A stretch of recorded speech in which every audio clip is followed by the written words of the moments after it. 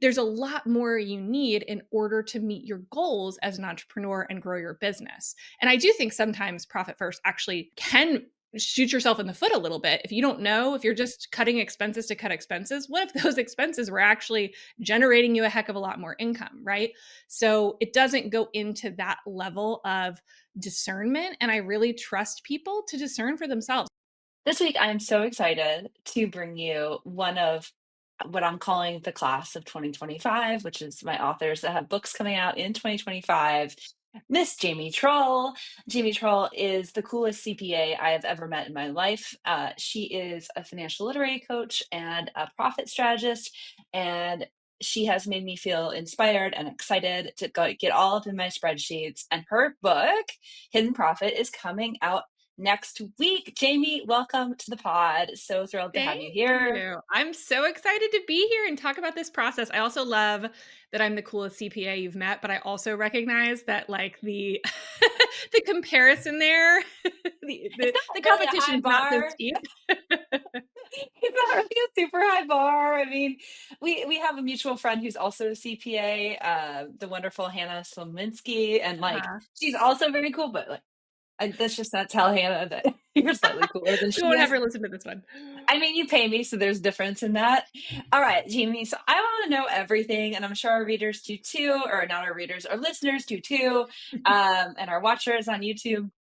So how did you become who you are? Like, tell me the backstory of Jamie Trull. Yeah, I love that when you put this in the notes, it said your origin story, and I just felt like it makes me feel like a superhero or a supervillain. I'm not sure. No, I was bit by a radioactive spider. No, I'm just kidding.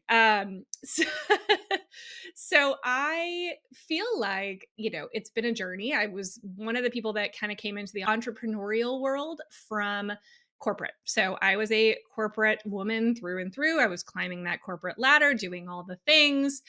And right about the time that I had kid number two, it just became really difficult and untenable.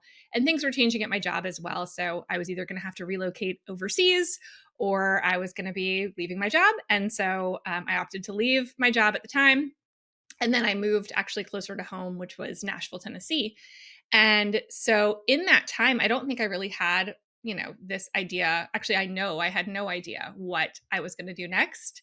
I just knew that the idea of walking back into a office or a cubicle just sounded absolutely terrible to me. I really was not interested in that life anymore, especially because I had built up so much flexibility in my old corporate job, but now I had two kids, including an infant, and I didn't want to start over. I really didn't want to start over somewhere else and give up the things that I had had to give up earlier in my career to do that. So I think it came like the business came out of necessity more than anything. I needed to bring in some money for the family.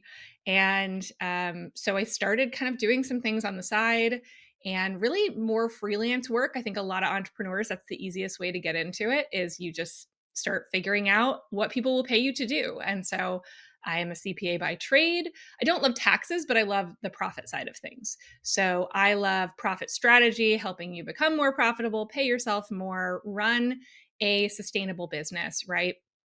And so that's what I really got into. So I was doing kind of the one-to-one work, then shifted around 2019, which was actually a great time to shift into more educational work because then COVID happened and my business actually kind of exploded because at that point I was really just teaching and education and I really focused on helping, small business owners navigate through COVID, which is where the business just grew really, really quickly and got completely out of hand from what I thought I was going to be doing to now. So that's kind of where it has come. And now, thankfully, flash forward, I have a team and help. And, we create digital products to help small business owners manage their finances. So that's kind of where I'm at now. But I never would have seen that happening if I were, to go back in time. I never would have had this image. And especially never, I think I wanted it to write a book, but the idea that I have a book coming out in 2025 is still kind of like a pinch me moment. I love that though. I love that so much. Yeah, I think that happens to a lot of entrepreneurs too, because you really stepped up in COVID and your audience grew with you. And I think you really met that moment. And it's a great lesson to everybody listening that like when you're poised for that, because I've had multiple clients who are online entrepreneurs sort of do that, whether it was, George Floyd or COVID Mhm. or, some other like timely event, like they step up and they are willing to go on record and be public and like can Yeah. really help your platform growth.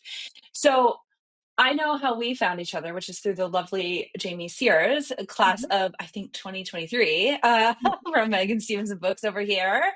But we actually have another funny thing in common, which is that you, when you worked at Coca-Cola, so Jamie is, being hush hush about this, but her corporate job was at like the major bottling facility in the Southeast.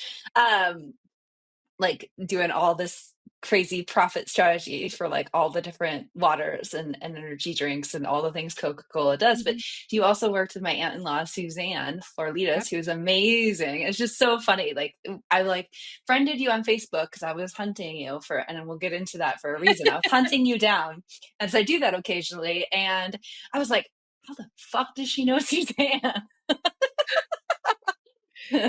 Yes, that was, like, the crazy moment. I am a big believer, like, things happen and you will just know, and I just knew immediately. First of all, you came so highly recommended, from a couple friends who were writing proposals at the time, and I was in a mastermind with them, and they just said, "Jamie, you need to write a book, and you need to, Megan, you need to work with Megan."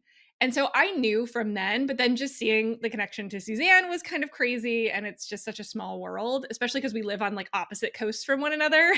Mhm. So it makes no sense, but we definitely had that tie-in. And so I knew that the book will happen eventually. I don't know when, but when it happens, it's going to be with Megan. Like that was just a very instant obvious for me. And you were so good. I want to hear about the stalking because I didn't know that because I felt like, you were really good at checking back in. Like I think we first talked in early 2021 and I was underwater. I was just underwater with business. Our business had grown by leaps and bounds through COVID and all the things, and I didn't have the bandwidth, but I wanted to do it. And so I kind of told you that, and you were fine with that. But you would check in like every couple of months, just like a quick check in, to see how I was feeling. And so that really was helpful. It also helped keep it top of mind to me so that it didn't fall so far down the to do list. I think with Mhm. entrepreneurs, like there's a million things to do. So that thing that's so big as writing a book kind of can get pushed. But you were really good at kind of following up and just seeing where I was at. Yeah. So I'm like a dog with a bone. I'm very like I'm like very like we're gonna keep on this for better or for Mhm. worse. My husband probably hates it because I do it to him around home maintenance. So I was like, what about that light? What about that light? What about that light? What about that light? Right. So, but yeah, it's definitely something that I see. So let's talk about this through the framework with which listeners are, the 3P framework, potential, platform, proposal. So let's talk about potential first. So I knew through my own business ownership that the books out there were just awful on small Mhm. business finance. You have Profit First, which bless him, Mike Michalitz seems like a lovely gentleman. And I know people that work for him and with him, and they just love him. And I've never had the pleasure to meet him. And I wish I'd had that book earlier when I was like a sole prop, Yeah. but it fails from my experience when you get above $200,000 in revenue or you have Yep. any kind of complication at all. It's also Mhm. super frugal, which I don't know about you, but I know you and I know your type, and we're gonna get into sacred money archetypes. But like, I'm not an accumulator. I'm a celebrity archetype, which is basically a spend money archetype. No VIP experience I don't want. And so for me, Profit First was too frugal. And I think a lot Yeah. of people end up seeing that. Also, my bookkeeper hated it. She's like, why do we have 7 accounts for things? Like she was just Yeah. like, she's like, I hate you right now. And good on her. But like it was one of those things where I was like, okay, Profit First is the what we call a category killer, meaning that it is a dominating number one in that category. And it still is. I checked yesterday on Amazon and it still Oh, it was still number is. one. And then my friend Hannah, the other CPA we both know, recommended this other book, and it literally made me fall asleep 3 times. I was like, okay, this can't be the answer.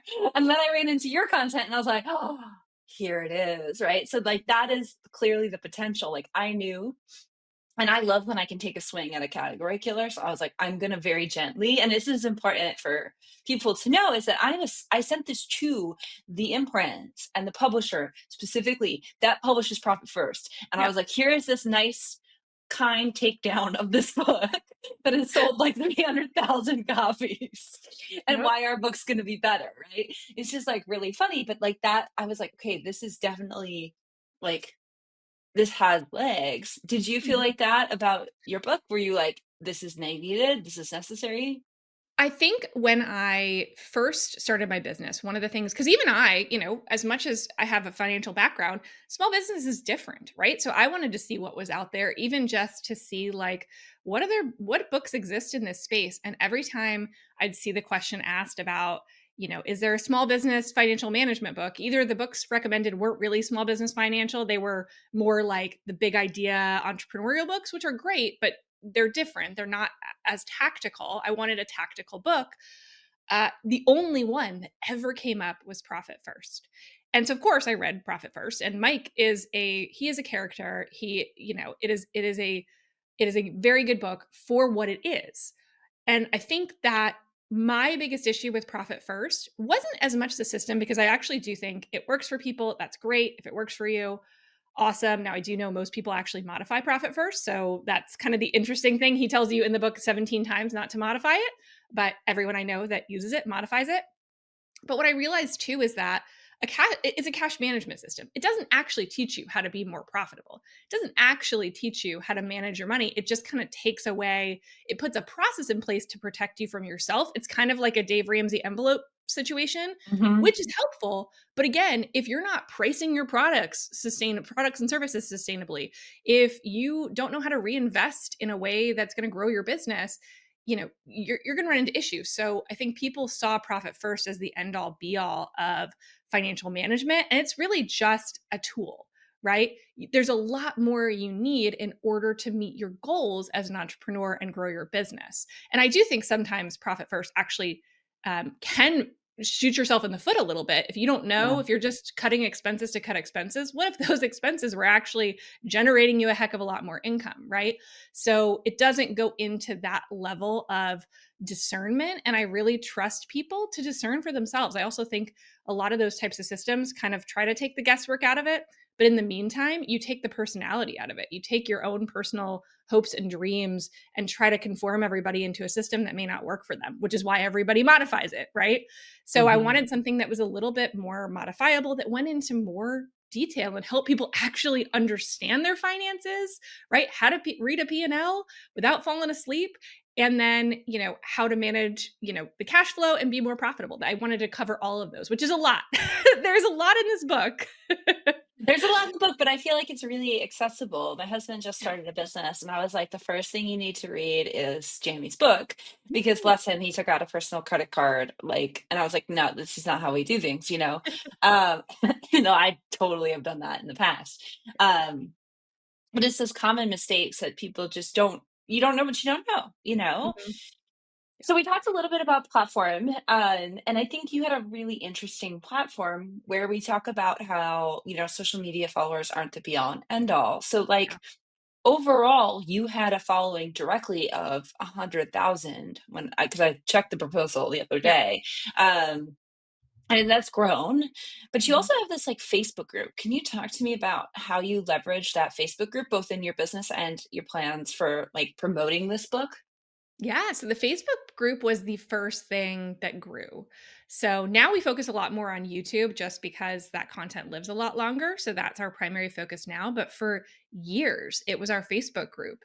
And we've got 41,000 members in it. It's called Financial Literacy for Women Business Owners. It's free, but it grew really fast. It grew a lot actually pre COVID, because I was doing, weekly lives in there teaching Hmm. topics that business owners struggle with in a way that they could understand, right? In a way that made sense, that wasn't all jargony. It wasn't like falling asleep listening to a CPA tell you about something, right? And so that worked really well. And we had thousands of people in there pre COVID. But then during COVID, it just exploded because I was going live pretty much daily talking about how to get help for your business, how to get the PPP loans, and really diving into some of those topics that were changing by the day.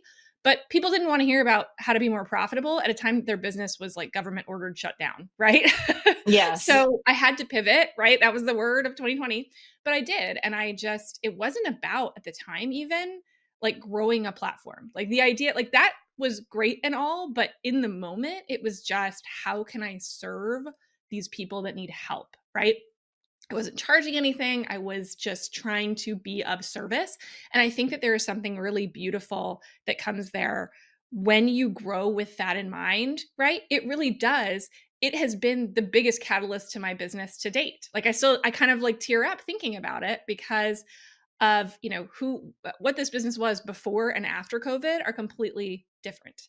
And it has just increased my platform so much to be able to reach more people with what I want to teach. And it allowed for this book to exist. And so I really have a lot of, especially that Facebook group. Those are my people, right? Those are the original Mhm. people that supported me. They invited their friends. We ran no ads to this group. We weren't.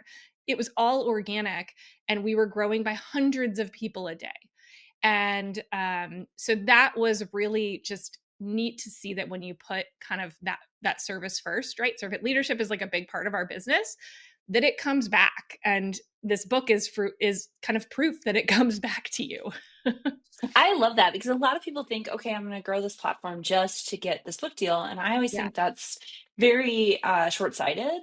Yeah. And it people can feel the transactionality in that, Yes. unless you're really good. I've known a few people that are very good, like con artist level good at Yeah. marketing and sales. Then it's not, yeah, obvious, but a lot of times that transaction, most of us that aren't that level, like it feels very transactional. And Well, so and like people can I'm pick up on that. Yeah, and I'm feeling it now with regards to there are people that I helped years ago. They may have never bought any of my digital products because they didn't make sense for them, which is completely fine. But with this book coming out, they're the first people to jump up and support because they are loyal and they're telling people about it, and they like want to be able to thank even just for years ago what I did for them and how I helped them on a grand scale. Mhm. I don't even know who they are in some cases, right? And so it's really neat to see just how you can create loyal followers are so much better. Loyal followers that trust you because you have shown up for them well. That is a platform that's completely different than having, I don't have a million followers on TikTok, but my people show up for me. And that was something that I really tried to get across. And I think we did even in the book proposal that even though it's a big platform, but it's not a huge mega platform. But my people show up, and they're gonna show up, and they're already showing up during pre-orders, and so I think that was really evident and a really key part of our messaging in the proposal too. Yes, I agree. I mean, I think those people cross over the Rubicon into fandom. And Yeah. generosity is generative because humans are wired for reciprocity. It's Yep. the reason that, like, if someone holds the door open for you, literally, like at a coffee shop, you are more likely to hold that door for the next person. And it's actually Yep. kind of surprising when you don't. Like, that is kind of how we're wired as like a tribal social It's beautiful. species. Yeah. It's super Mhm. cool. Okay, so let's talk about this proposal process because I feel like you rolled with a lot of these things, right? That level of platform growth would freak people out. Hundreds of people all of a sudden be like, "Ah," like, and now you're writing this proposal. What was that process like? Like, were you excited? Were you scared? Were you scare-sided? Like, how did you feel during the proposal process? I think I didn't know enough to be scared, or I think I was excited. I didn't know enough to be scared. Looking back, I That's probably what I'm should have been counting no. on. But I had Megan, so I didn't have to be scared, right? True, yeah. And I think that really helped me quite a bit, and I'll take it back even more than that, like, I remember getting the email from you, so we had connected, I think, like, a year and a half earlier in 2021, and it was late 2020, what was it? Late 2022 when I got an email from you, and it would literally just said 2023, I think, question mark was the subject line, and it just said, like, "Are you ready? Is it the time for that book proposal in 2023?" And I responded back and I was like, "You know what? I actually think that it is." I got your email and there was an immediate feeling that I had that wasn't all of a sudden looking for excuses on why I couldn't do it. It sounded really expansive. And I think that's how you also know that it's time. If it feels like, "Oh my god, how am I going to do all of this?" It might be time to wait a little bit, but start making the room, right? Start making the progress to make the room, which is what I tried to do by hiring people and building out processes so that I would have more space. And so when I started, it was, I was excited. I was like, "Okay, this feels right. This feels good." And I had a guide. Meghan to help me through the process because that was the scariest part, right? It was like, I don't understand this process. And in fact, I had no idea what a book proposal really was. And I think that that's something that, you know, I thought of like, okay, a book proposal is, maybe like 10 pages. It's going to talk a little bit about me. It's going to have a little bit, maybe like the intro in there, and it's going to talk about why they should buy my book. I don't know how many pages. Was ours like 90 pages? It was so long. It was pretty extensive, yeah. I would say the average in the industry is anywhere from 50 to 100, but ours Yeah. tend to be somewhere in that 60 to 75 range. Yeah. Yes. So it was, and because you're writing, the chapter summaries and you really have to get into it. So you're not just writing this proposal. I mean, it felt like a lot of it felt like, and in some cases, I just wrote the whole chapter because it was easier. Megan would say, just like get to page 2 and like stop. And I couldn't. And so, we had a lot to work with when we actually got to the book writing part of things. But that piece, I think I didn't realize how big it was. I think I hired you thinking even more like, oh, I'm not worried about the writing, but like, I don't know how to get an agent. I don't know how to, turns out, like, looking back, I knew nothing about anything. Like, nothing at all in terms of even how to structure it. Right. Like, I think I thought, Yeah. like, I'm an okay writer. I think I'll be okay. And it's really so much more about structure and flow and like, are the ideas making sense and have we put things in the right order? And that is not stuff I'm great at. And that was stuff that you were fabulous at. So you could see things that I couldn't see from the content and just helping you pick out like, how do we put this, how do we make this, you even went through all my content to help me figure out like what is this book? What goes in Yeah. it, right? And so that was really helpful. And I think I wouldn't have recognized that piece, like having not gone into it. So I think looking back, I'm even more grateful to have had you through that process because it is a lot bigger than you might think a proposal is, right? Yes, you also helped like me get in touch with agents and find an agent, and that was amazing. But the proposal itself was no small feat. Yes. And your proposal was so awesome. We had multiple agents interested.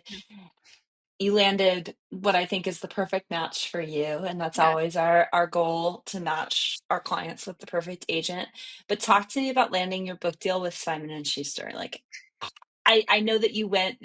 Jamie has the best Instagram story, y'all, on her Instagram. We'll put the link in the show notes for her going to the offices. And Yes. we're both Swifties, so she put it to Welcome to New York. And like my little heart was just exploding the day I saw that. I watched it yesterday just for fun, honestly.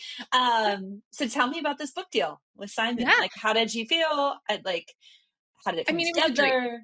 It was a dream. Like, it just the whole thing, because 'cause I've heard a lot of negative parts of that part of things, right? Like, shopping for editors, Mhm. and there were hard parts, like, we were on submission, we did 2 rounds of submission, but then ended up getting multiple offers, which was amazing. But it it was hard because, it does feel like there's some judgment there. So you're getting on these Mhm. meetings with these publishers, and you're trying to put your best foot forward and trying to, let them see what you're all about. And at the end of the day, sometimes it would work and sometimes it wouldn't, whether it be like the platform or whatever it was that they, weren't sure about. It's hard to be turned down, right? So that was kind of difficult to go through that process. But honestly, I feel like it worked exactly as it was supposed to. I mean, I cannot imagine being with a different publisher and with a different editor. I love my editor. Again, a lot of people have issues with editors and maybe switching in the middle, and I did not have that issue.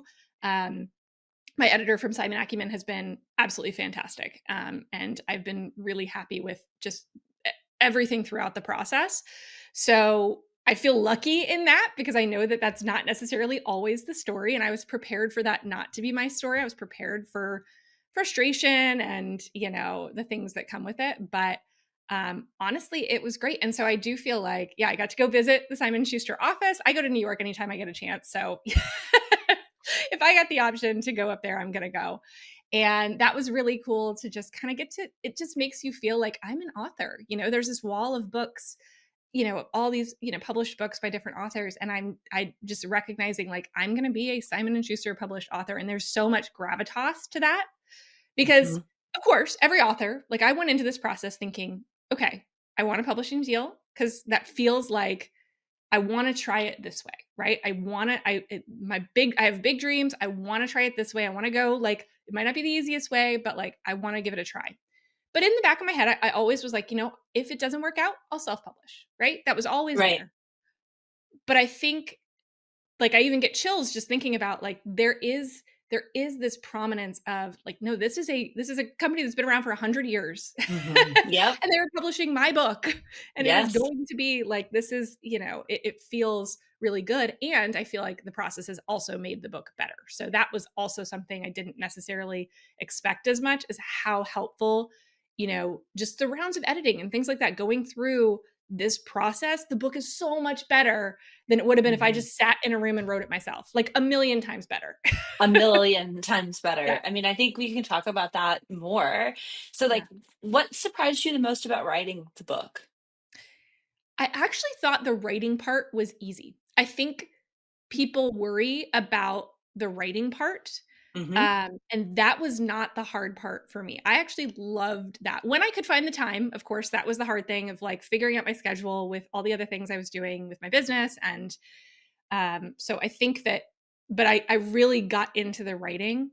I think what surprised me is how much of the work actually is on the back end of the writing, right? So there's a little bit of a feel like, well, once I've written the book, look, I wrote a book. And then it's like, oh no, but now it's, moving all those things around, all the stuff that made it better, right? That was Right. harder though, because it also, I think what also surprised me is like, I looked for opportunities to not reread it. I was always so I hate reviewing my own work. I'm that person where I get in my own head. I don't want to review things. I just want it to be done, right?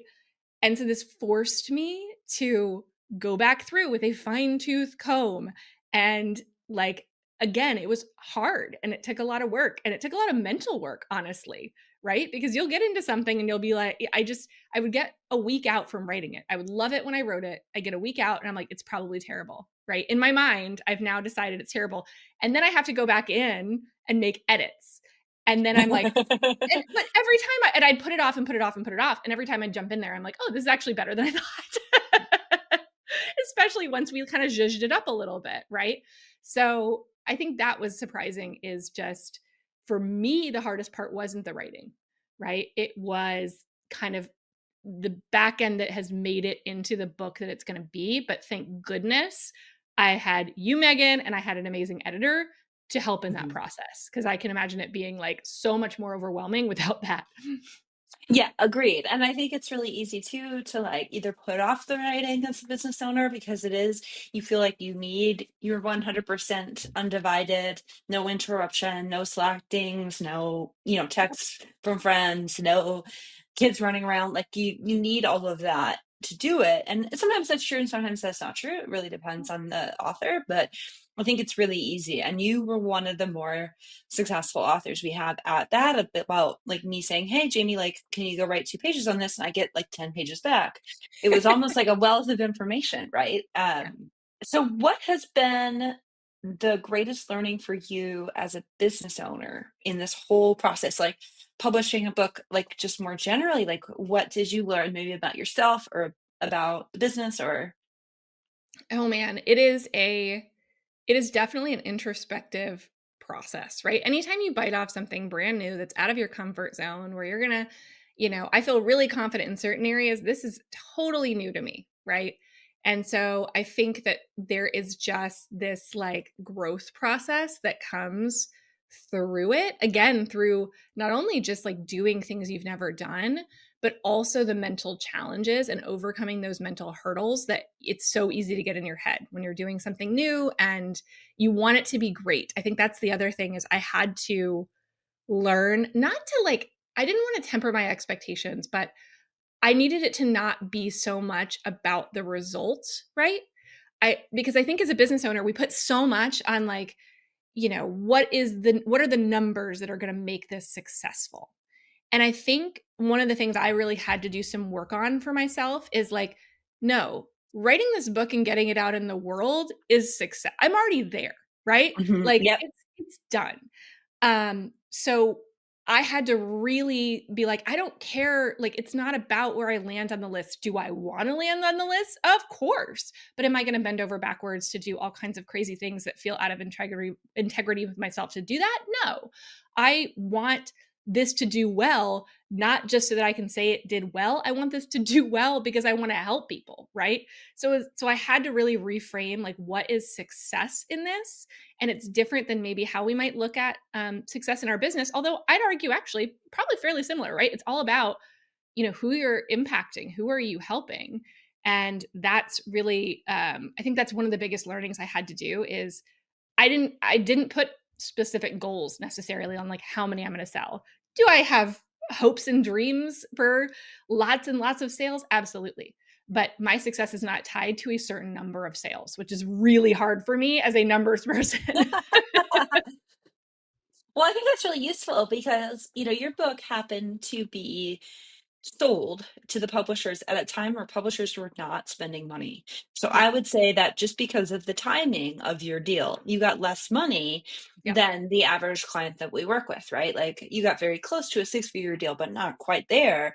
So Yep. I think that that then too kind of like reset expectations just from the jump, where you Yep. are way more likely, and we talked about, earning out in a previous episode, but like you're much more likely to get to royalty with the advance that you received. But Yeah. I bet it was sort of an adjustment.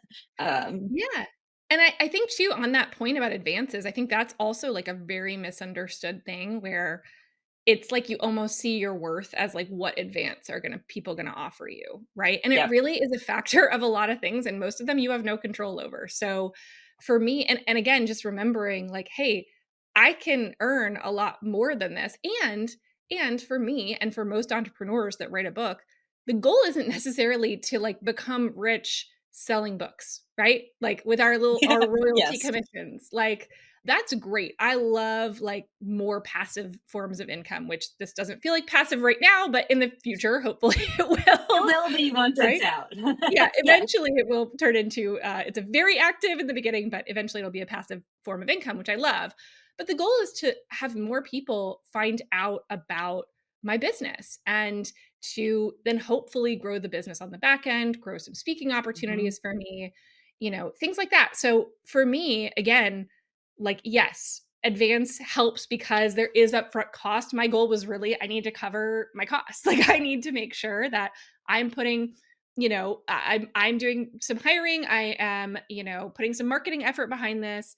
And so that's really what I'm using it for, more so than trying to make like that a profit center.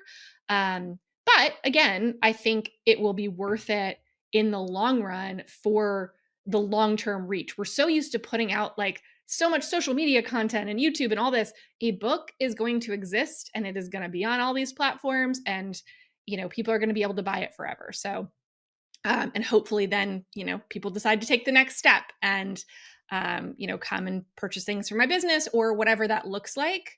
So I think that was part of it too, is just taking apart like it's not all about the advance is great, but this is a bigger than a number on an advance. And I also think had I gotten like some mega advance, I probably would have been even more in my head during this process. Yes. 100%. That's what I see in general is like if the advance is too high, it is an undue amount of pressure, Yeah, especially depending on the socioeconomic environment in which you were raised sometimes can really matter. Like if that's so disproportionate, it gets kind of into money mindset stuff, but like it's very much like this, yeah, it can be a trip basically. It can be like yeah. can be like, yeah, it cannot be I would good. rather feel, like, underestimated and blow it out of the park, like, that feels more in alignment with me than feeling like I have so much pressure on myself to perform and that other people have expectations, and worried that I'm gonna fail, right? So I think for me, that just Mhm. felt a lot better of a place to be in, and knowing, like, "Hey, we're all gonna make the same at the end of the day, like, depending on how much we sell. I have plenty of opportunity here." I think that really helped as well. I agree. I agree. I think that it makes a lot of sense. And the way that we were positioning your book too is as a backlist bestseller. As a book that's not Yeah. going to maybe hit the list immediately, although wouldn't we all love it if it did? Yeah. But Yeah. like this book's going to continue to sell because that's how Mhm. Profit First has. Profit First never been on a bestseller list, and that's Yep. because Mike is just it's one entrepreneur telling another entrepreneur about it.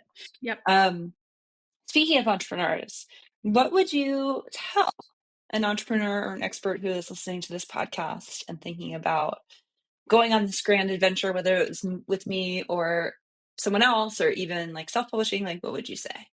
Yeah. I think be patient. We have to practice patience in this. It is very different. As a business owner, like if you're like me, you're probably go, go, go, right? Like I want to put the effort in and then immediately see the return on that investment. Mhm. I am scrappy. Like I want to, my team knows I don't like to wait 2 weeks, much less 2 years to see the fruits of our labor. And so this is a very different thing that is a lot of work up front. There is investment monetarily, there is investment, a lot of investment from just, hours and labor perspective. And so Mhm. sometimes there's a lot of like question mark, is it going to be worth it? Right? Is the ROI going to be there? And I think it's hard for a business owner because, we're so used to like a quicker turnaround on the things that we do. And that was a really hard adjustment for me to be like, oh my gosh, there's a lot of upfront. This is like one of those situations where it's a lot upfront and then the payoff comes later, right? And it's not even like one big payoff. It's not like when this book launches all of a sudden that's the payoff. It's like a long-term payoff. And so I think just that mindset is really important, especially for entrepreneurs, because it's different than maybe what we're used to in our business. And so it can sometimes get a little deflating. It can sometimes get discouraging because it's such a long process. Like I said, you sent me that email at the end of 2022, and that's when we decided to work together. This Yep. book, it will have been 3 years from you sending me that email to this book existing in the world. It is a birthing process, like longer. You can add up my 2 kids and how long they were in my womb. This took longer. I love that. I Right? love that. But it's true. I mean, it is true. And I think for entrepreneurs that are used to like, for better or for worse, the launch cycle Yeah. of I'm going to conceive of this thing and Yes. launch it, deploy it, see the result within a quarter, maybe at the most, Yeah. is like they're so used to that that it seems almost antithetical to like the way that most online entrepreneurs Yeah. like operate even. And I've noticed this too, just it's a very different industry as well. And so like we're in pre-order right now, right? Which is Hmm. great. And I'm excited about this. And I have pre-order bonuses and we're trying to get things out there. And so I'm checking in with the publisher because I don't have visibility and I hate not having visibility. How many are we selling? Like, where are we? Right. And I'm like, I need to check that 5 times a day. And they're like, well, we can give you an update once a month. And I'm like, once a month? Like, what? So it's just a very different industry that Yeah. operates in a different way. And so for me, it's just an adjustment. It's just an adjustment because I am a go, go, go. And it's like a hurry up and wait. There was a lot of hurry up and wait in this process. And so I've had to just remember the end goal, remind myself why I have done this, and just take a breath. It is like that. I feel like there's like validating moments, right? So like the validating moment Mhm. of finishing the proposal and having that Yeah. benchmark done. The Yes. validating moment of we have 2 proposals out with agents right now, and agents are starting to request meetings, and my author's like losing her goddamn mind. Like Yeah. that is like with excitement in a good way, right? Yeah. That's one thing. We send gifts when you get your book Yeah. deal. That's a moment, that you get to share with loved ones, hopefully at home, friends, people who admire and appreciate you. Yep. Um, but a lot of it's a slog. A lot of It it is. is nebulous. A lot of it is uncertain. You are one cog in the greater machine for your editor and the publisher, and that can put people into like psychological drama because it just Yeah. is like it's so important for you, but it's like just a product to them. There's a disconnect there. And there's so many milestones and they're so spread out, but I think your point is a good one. Like we're also entrepreneurs. We're not always like great by nature in, celebrating the wins on the way. Like it's always Yeah. end goal for us. But this process, you have to, or you're going to burn out, right? Like it's going to lose its Mhm. meaning. And so I really like, we keep, they're usually cheap bottles of champagne, although Megan sent me a nice bottle. So we can have that one. I But always we send keep you a cheap nice bottles of bottle. champagne to just celebrate like everyday moments. Like, oh, this, some big, some bigger, some like actually even smaller that just felt like it deserved celebration, just to give it a moment and have that moment and feel that moment. Because like if you don't, you're gonna go down real fast, right? Like, so I think that was really key in keeping it going. And like also bring people in that can celebrate with you, because I had friends that would be like, how's it going, where are you, and I could go and tell them. Because you're not Mhm. necessarily, I'm not going to tell my audience like every step along the way. There are certain times I would tell them, like when I got the book deal, but they're not seeing all of there's so much behind the scenes before you can like come out with it. And so that's hard to navigate. So you just need to make sure you have a way that while you're in that behind the scenes doing that work, that you can celebrate yourself, or you can celebrate with, people that know and love you. Because it is no small feat. And I think that's important when you're building platform too, right? Yeah. Because unless you kind of hit this like news or cultural jackpot, like kind of the way Yeah. you did, and get to ride the storm out a little, it is that incremental growth. It is that Yeah. 1 to 3 to 5 year, 10-year thing. And so unless you're in it for more than just this random external other people decide thing, which is what a book deal ultimately is, like Mhm. that is like really tricky to stay in. Okay. So Hidden Profit comes out next week. This episode's going to drop a week before your book comes out on October 21st. Your book comes out October 21st, 2025. I want to give readers a tidbit about your experience helping small business owners from 50K to 500K is like your niche, although I'm sure you go Mhm. up and Yeah. down on that. What is the number one thing you wish small business owners knew about money that they don't right now? Ooh, well, you mentioned the sacred and money archetype, so we can come back to that. I think that's a good one. You have to know yourself, right? And I think that that is the start of all of it, because if you've tried money management systems and they haven't worked for you, chances are it wasn't you. It was the money management system, right? So you need to know yourself enough, and there are resources, and we have resources in the book to help you with that. And that's why we include it, right? If it was just this book of all kinds of tactical stuff, it would be a lot. And there is a lot of great Mhm. tactical Yeah. stuff in it, but there's also the pieces that are just like, how do we then align that with ourselves and who we are, and also what your goals are, right? Your goals are not the same as everybody else's. So why would you have the same money management system as somebody else out there? And so I think that's a really important piece of it is, um, personalizing and customizing is a good thing, right? There isn't one way to do something. So we have to let go of that when we're thinking about money management, whether it's in your business or your personal life. There's not just one way. Even though there's all the gurus in the world that will tell you that their way is the only way, that's not what my book is. And that was purposeful. And I was worried that wouldn't sell, because people want to be told what to do, right? Like there is a piece of us that wants to say, like, okay, how much should I be spending on XYZ? What percentage should be going to this?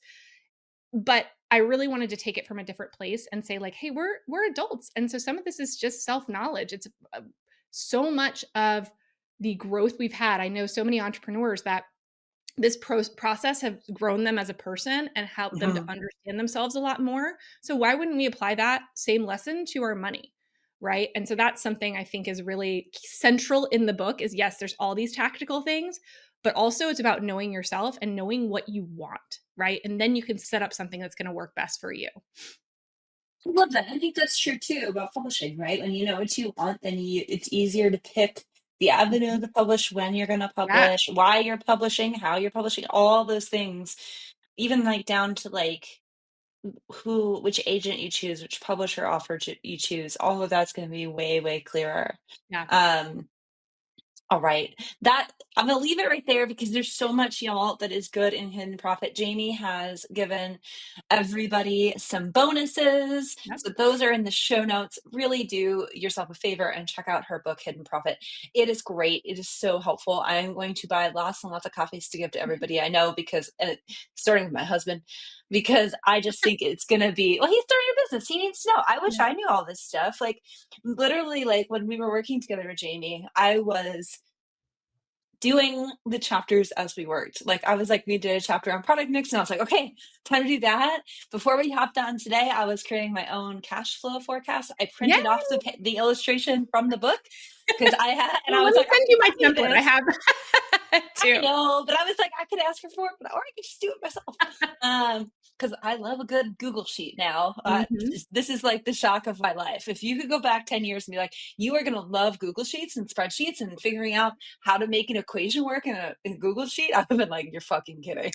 So like, it's great. That's one of my Uh, favorite things that people tell me too, once they've gone through the process, that they're just like, I almost don't recognize myself. And these things that like I used to hate, I'm actually kind of excited about. And that is like the best compliment you can possibly give me. I love taxes. I just Yay. upgraded my CPA to an EA, and I was like, she's like, we can do this and that and this. And I was like, yes, let's do that. And, we hired a financial planner now. So, like, I'm like, let's get all the financial gurus in a room and you can talk to me about tax liabilities. I love it. I love it. Yeah, I've loved that with you, like, just going through it because 'cause you're really reading it as a user would read it as well, which I just think Right. was so helpful throughout the process too, that you weren't just bringing your editorial hat to it, you were bringing the, like, the end user, the audience, how are they gonna read this? And I think that was really important and super helpful to make the book even better. And it was way easier doing your book than the like diet books that I used to do.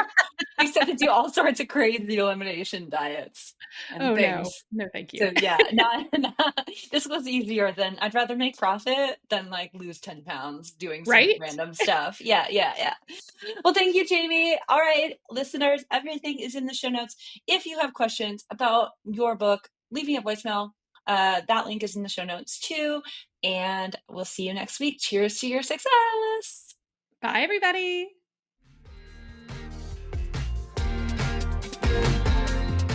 Thanks for tuning into the Kind of Big Book Deal podcast. Want to see where you're at on your book journey? Check out my free quiz at meghanstevenson.com/quiz. That's MEGHANSTEVENSON.com/quiz. See you next time.